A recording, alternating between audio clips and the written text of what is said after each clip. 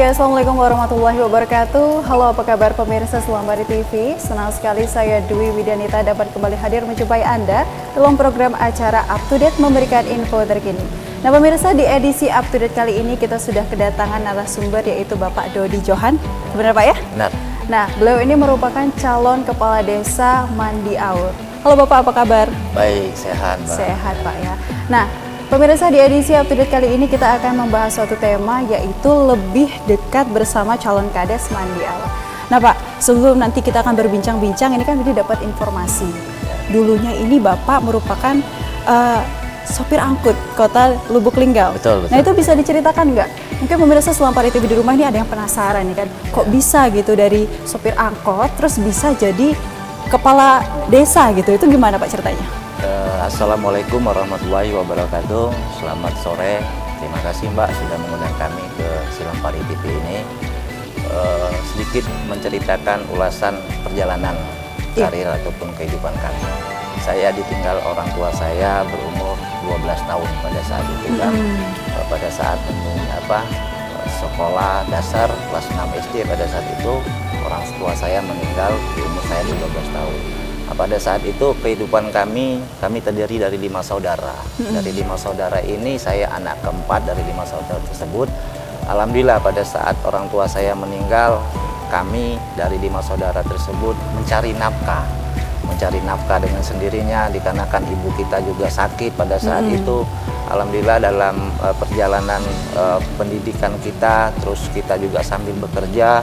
Pada saat itu kita belajar ataupun kursus menyetir, dan pada tahun sekitar setelah tahun 2006 hingga 2027 yang pasti kami di desa di Lubuk Linggau pada saat itu merantau.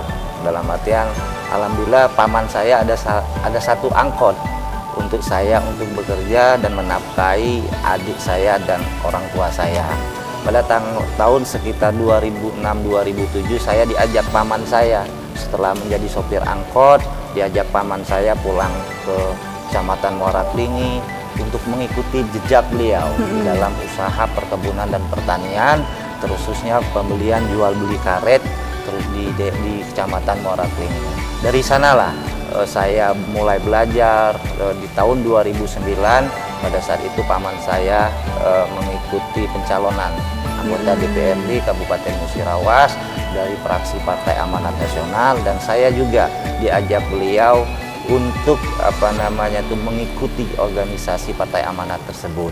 Nah, maka dengan itu di tahun 2009 hingga 2014 saya mengikuti organisasi paman saya, dan pada tahun 2014 tersebut ada kontestasi pemilihan kepala desa di Desa Mandi Aur.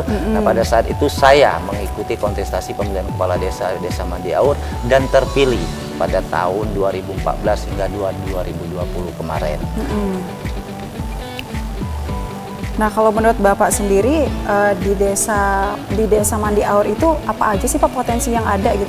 Yang pasti potensi di desa kita yang paling utama adalah pertanian dan perkebunan. Pertanian yaitu pertanian dan perkebunan sawit, perkebunan karet, dan ada juga pertanian misalnya tanaman semangka, tanaman jagung, tanaman bawang. Di sana untuk tumpang sari. Tumpang sari dalam artiannya masyarakat berkebun kelapa sawit dan berkebun karet, dan di tengah-tengahnya ditanamkan bawang, jagung dan semisalnya yang lainnya lah. Yang pasti potensi di Desa Mandi Aur itu yang paling utama pertanian dan perkebunan yang harus kita garap untuk kepentingan dan peningkatan perekonomian masyarakat yang akan datang. Oke. Jadi memang tadi Widi juga sempat lupa menyampaikan bahwa Pak Dodi ini pernah menjabat sebagai Kepala Desa Mandi Aur juga ya Pak ya, betul. Di tahun 2014 sampai 2020 dan sekarang mencalonkan kembali. Insya Allah. Ya.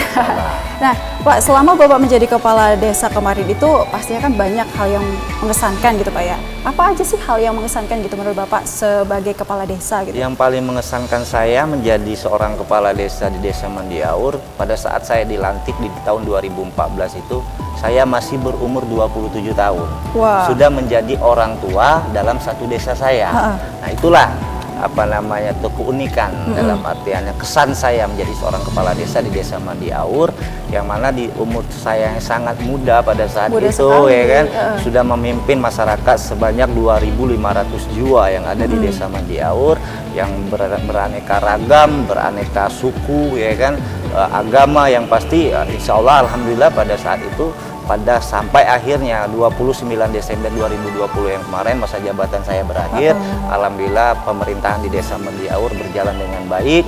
Alhamdulillah Desa Mandiaur juga menjadi desa yang sangat bermartabat, khususnya disegani di Kabupaten Musirawas. Oh, luar biasa. Nah ini Widi penasaran nih Pak ya, itu kan dari tadi Bapak menjelaskan atau menceritakan riwayat hidup Bapak gitu kan, dari kecil sampai akhirnya tertarik untuk mencalonkan diri sebagai kepala desa. Itu ada nggak motivasi Bapak gitu?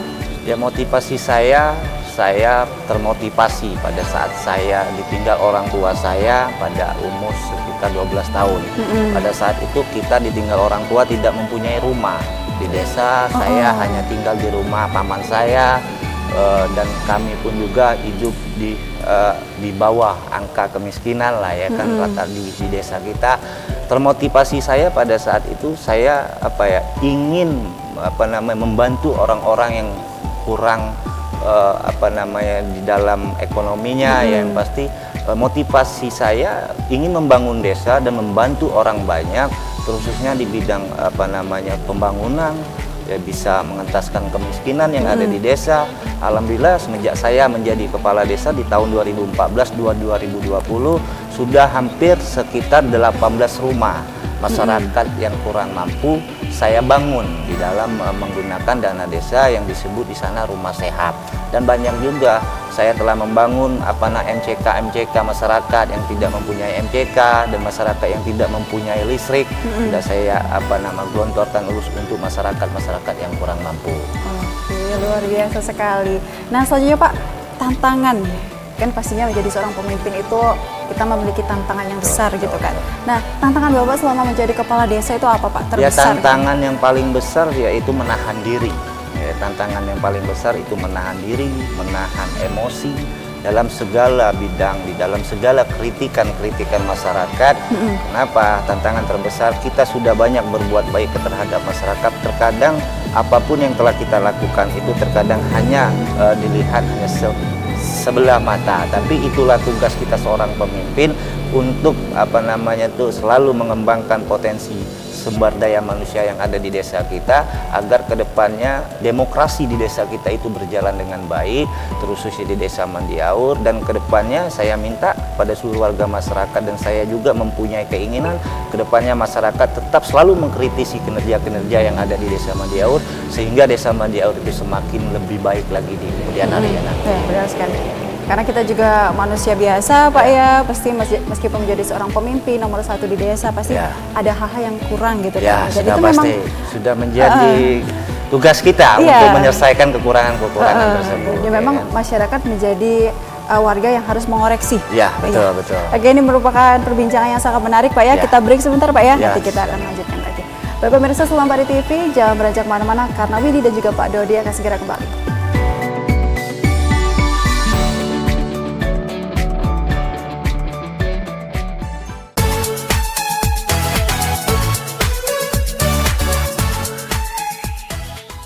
Ya, terima kasih pemirsa, Anda masih bersama Widi dan juga Pak Dodi di Up to Date kali ini.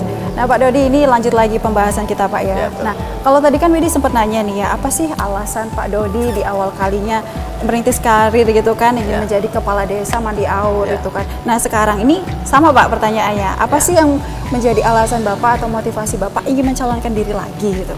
Ya, alasan saya yang pasti menyelesaikan PR-PR yang belum saya selesaikan. Ya kan, ya motivasi saya ya mengedepankan kepentingan masyarakat, khususnya masyarakat yang mana membutuhkan pelayanan di pemerintahan, ya kan. Terutama ya motivasi saya kalau kedepannya pengennya Desa Mandiaur itu semakin baik, ya kan. Pastinya. Baik di dalam segi ekonominya, di dalam segi pelayanannya, segi sosialnya, di segi pembangunannya. Saya akan menjaga, khususnya menjaga marwah Desa Mandiaur ini, agar kedepannya Desa Mandiaur ini tetap menjadi desa disegani, khususnya disegani di dalam Kabupaten Musirawas. Luar biasa. Nah Pak, selanjutnya ada nggak Pak di Desa Mandiaur itu sesuatu hal gitu yang masih perlu untuk dibenahi gitu Pak? Yang paling utama yang harus dibenahi adalah sumber daya manusianya ya kan? Agar kedepannya sistem pemerintahan, sistem kemasyarakatan yang ada di desa itu semakin baik ya kan, agar menciptakan regenerasi pemimpin-pemimpin yang akan datang. Maka dengan ini di dalam program saya di dalam menjalankan pemerintahan ini yang pertama yaitu pelayanan, pembentukan SDM masyarakat ya, agar kedepannya saya ini akan menjadi motivasi untuk masyarakat di Desa Mandiaur.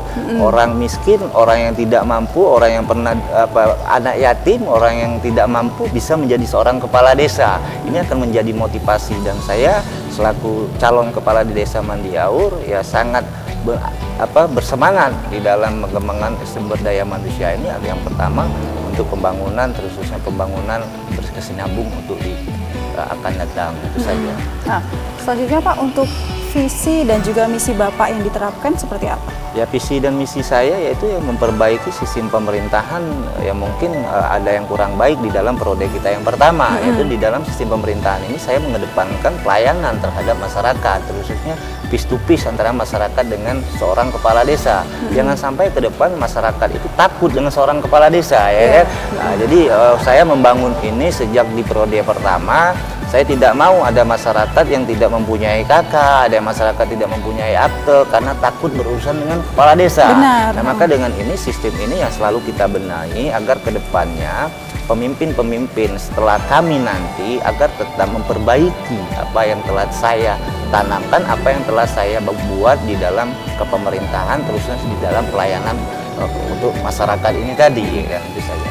Nah, tadi kan Bapak juga menjelaskan bahwa salah satu hal yang perlu dikembangkan dari Desa Mandiaur adalah SDM-nya gitu. Ya. Nah, kalau selama Bapak menjabat kemarin itu ada nggak Pak program yang terlaksana yang mana memang bertujuan untuk membangun sumber daya manusianya? Gitu? Yang pertama yaitu program terkhususnya kami mempunyai program bersih. Jadi bersih ini jangan bersih dari narkoba ya, bersinar ya kan, Desa Mandiaur bersinar, bersih dari narkoba. Nah, ini salah satu visi dan misi saya di dalam peningkatan sumber daya manusia.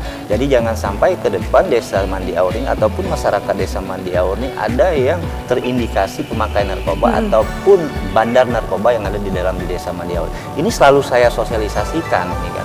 Baik itu di dalam kepemerintahan kita, baik itu di dalam keagamaan kita.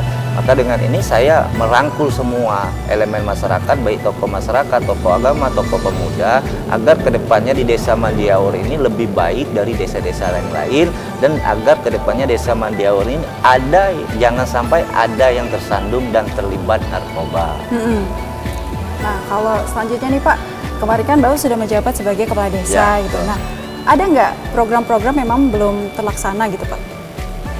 Program-program yang belum dilaksana itu banyak sih ya. Yang pasti tidak bisa kita dalam 1 tahun ataupun 2 tahun ya, kelar kan, semuanya kelar itu saja kan. Yang pasti tugas kita sebagai kepala desa itu tidak akan pernah selesai ya kan. Karena apa? Setelah yang ini, setelah yang ini. Maka dengan itu Desa Mandiaur itu kan terdiri dari 6 dusun. 6 dusun terdiri dari sekitar 3.600 hektar persegi luas wilayahnya, dan terdiri dari 2.500 jiwa, dan terdiri dari 1.673 daftar pemilih tetap ataupun suara yang ada di Desa Mandiaur itu untuk menggunakan hak suaranya pada tanggal 8 April yang akan datang. Maka dengan ini perlu saya sampaikan kepada seluruh warga masyarakatku Desa Mandiaur, Kecamatan Muara Klingi, agar kiranya nanti saya terpilih, dan mohon doa dan dukungannya agar saya terpilih dan bisa membangun Desa Mandiaur ini lebih baik lagi dan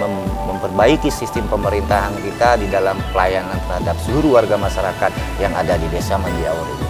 Oke, luar biasa. Amin Pak ya. Amin, amin, semoga 2 periode ya pemirsa. Amin, amin, amin. Minta doanya juga nih. Amin, mohon doanya ya. Oke Pak, kita bisa break sebentar Pak ya. Ya. Nanti kita lanjut lagi. Nah pemirsa, selama di TV di rumah, kita break sebentar, nanti kita akan kembali lagi.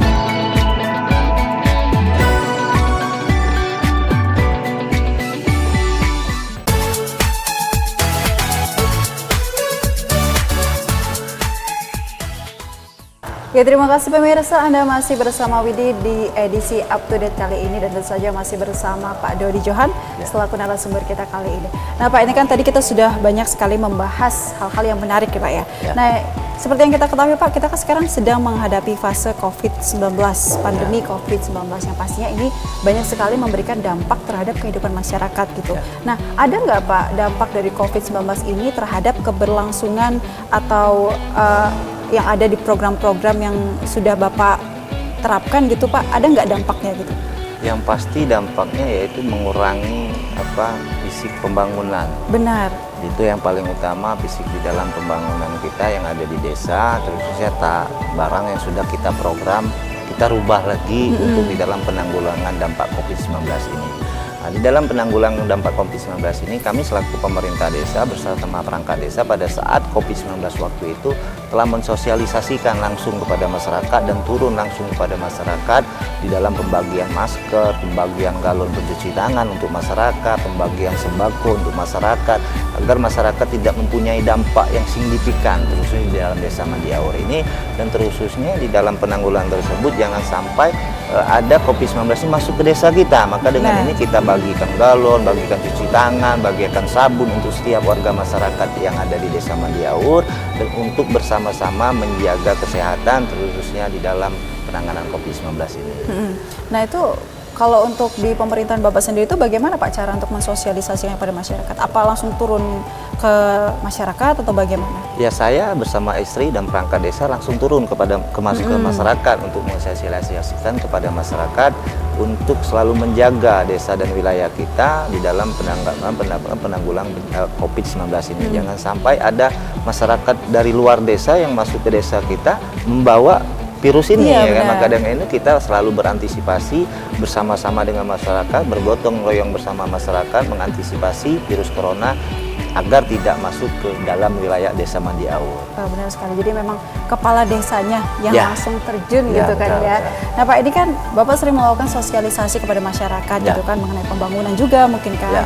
Nah, ada nggak Pak keluhan-keluhan yang timbul dari masyarakat yang memang harus diperjuangkan oleh pemerintah setempat? Ya, untuk di periode yang akan datang ini, apabila saya terpilih dan khususnya kepada seluruh warga masyarakat desa Mandiawur, menyampaikan ini aspirasi terusus kepada saya apabila saya terpilih lagi nanti, terutama melaksanakan pembangunan jalan.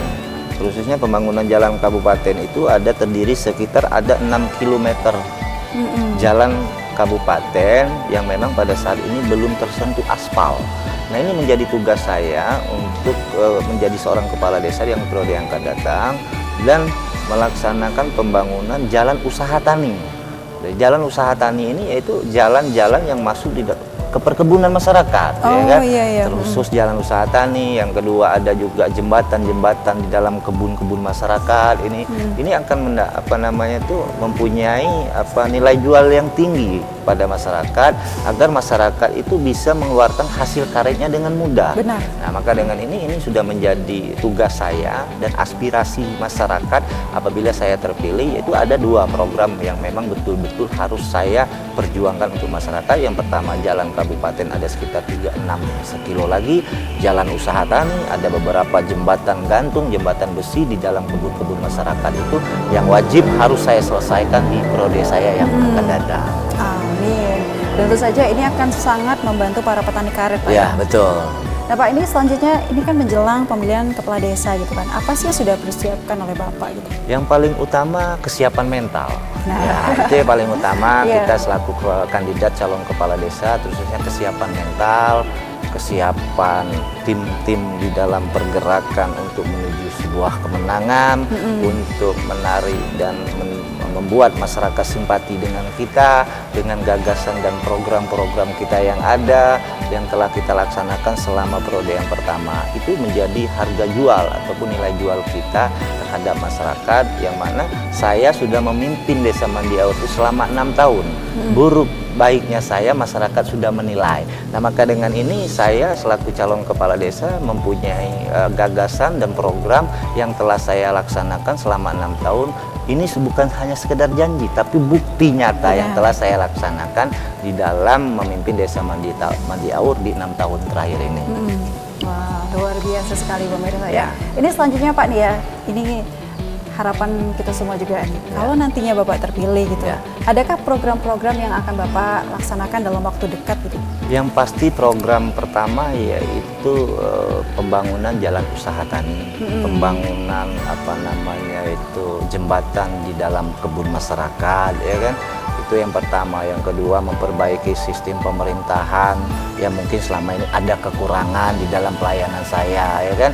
Di dalam pelayanan inilah, karena apa, masyarakat itu kan adalah sentuhan langsung dengan saya. Karena kepala desa itu adalah pemimpin yang betul-betul bersentuhan langsung dengan masyarakat, face to face, ya kan? Benar. Nah, maka dengan ini adalah menjadi program kerja saya di dalam pemerintahan saya yang kedua, baik itu di prode saya yang pertama, di dalam pelayanan saya terhadap masyarakat, baik yang sudah baik saya pertahankan, yang kurang baik akan saya perbaiki lagi di yang akan datang nanti. Oke, luar biasa sekali ya pemirsa. Ya. Nah Pak, ini selanjutnya kalau misalnya kan tadi Bapak menyampaikan bahwa memang rakyat Ya. atau masyarakat itu bersentuhan langsung dengan Kita. kepala desa, Ya. dengan Bapak gitu kan, selaku kepala desa gitu kan. Pastinya mereka sewaktu sedang bersama Bapak mengatakan ada kritik dan sarannya gitu Ya, kan Pak. Itu bagaimana nih Bapak menanggapinya gitu? Ya, kritik dan saran itu adalah salah satu bumbu, ya, dan salah satu bumbu di dalam kita menjalankan roda pemerintahan. Ya, kalau kita pengen baik ya wajib kita dikritik, ya kan? Benar. Kalau kita selalu disanjung, kita tidak tahu kesalahan kita di mana. Maka dengan ini wajib masyarakat itu mengkritik saya.